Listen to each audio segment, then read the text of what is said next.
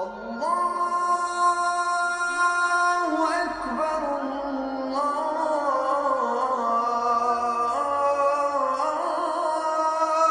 أكبر. Bismillahirrahmanirrahim. Assalamu alaikum wa rahmatullahi wa barakatuh. La paix soit sur vous. Nous l'avons dit au début de ces chroniques, nous parlions des figures, des messagers, des prophètes et puis des figures dans le Coran. Il faut pourtant, à mi-chemin, nous sommes en train de vivre le 15e jour de ce mois du Ramadan, nous arrêter sur une figure qui est centrale dans le Coran parce qu'elle révèle de caractéristiques psychologiques, spirituelles et éthiques. Ce n'est pas un être humain, mais en même temps, c'est le miroir dans lequel il faut que nous reflétions notre expérience humaine. Il s'agit du diable, Iblis. La'natullahi alayhi.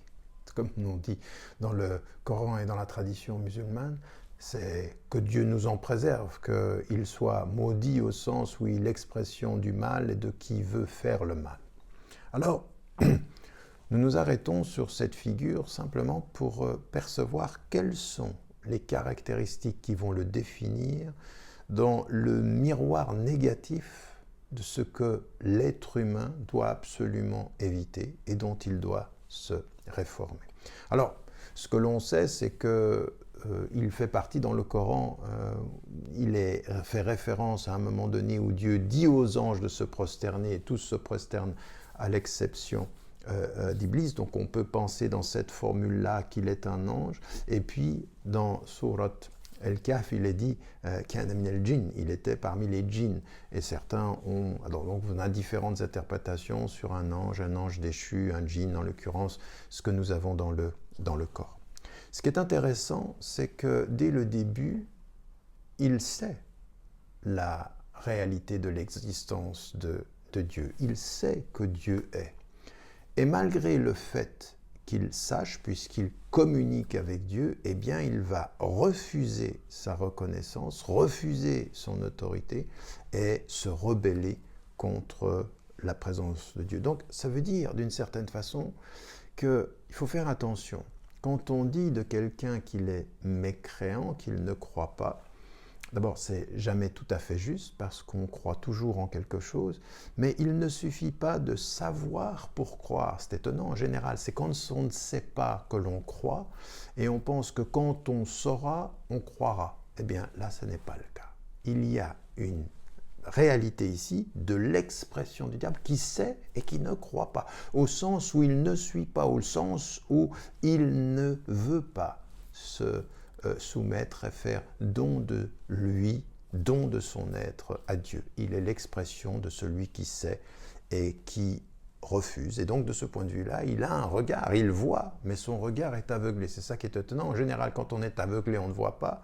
Mais là, il voit et il voit mal, et il reconnaît mal, et il est dans un tel état sentimental, un tel état émotionnel, un tel état de rejet et de colère que finalement il voit, mais il voit mal.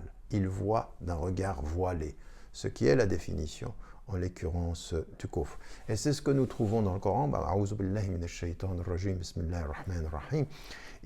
Là, c'est intéressant parce que c'est en même temps qu'il sait, il y a la volonté d'être dans un conflit de pouvoir, et avec Dieu et avec les hommes. وَإِذْ قُلْنَا لِلْمَلَائِكَةِ اسْجُدُوا لِآدَمَ فَسَجَدُوا إِلَّا إِبْلِيسَ أَبَى وَاسْتَكْبَرَ وَكَانَ مِنَ الْكَافِرِينَ.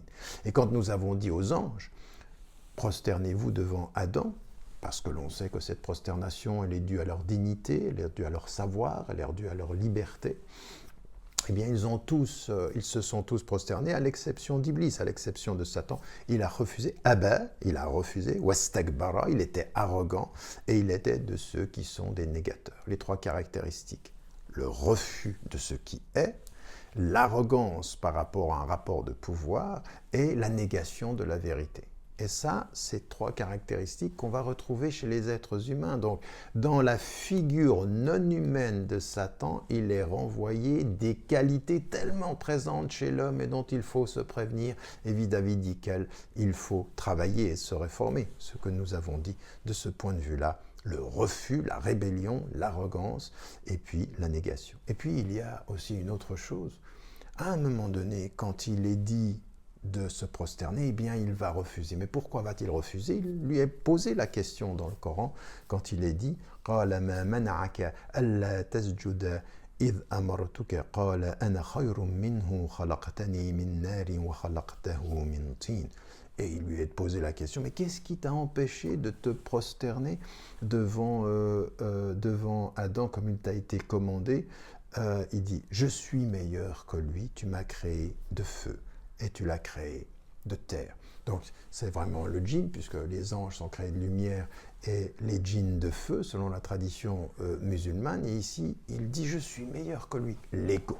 L'ego comme la caractéristique de celui qui est arrogant, mais l'arrogance peut être pas forcément une question uniquement d'ego, mais là l'ego est protubérant, l'ego est essentiel, c'est-à-dire il a de ce point de vue-là une manifestation de son ego. Donc on voit bien ici des caractéristiques qui sont des enseignements particulièrement importants de ce que le mal va exprimer. Et il y a trois choses qui vont apparaître encore et qui nous permettent de garder ceci dans la mémoire de notre cheminement spirituel, c'est qu'il ne cesse de tenter. Waswas et shaitan, c'est ce que nous trouvons dans la dernière sourate du Coran.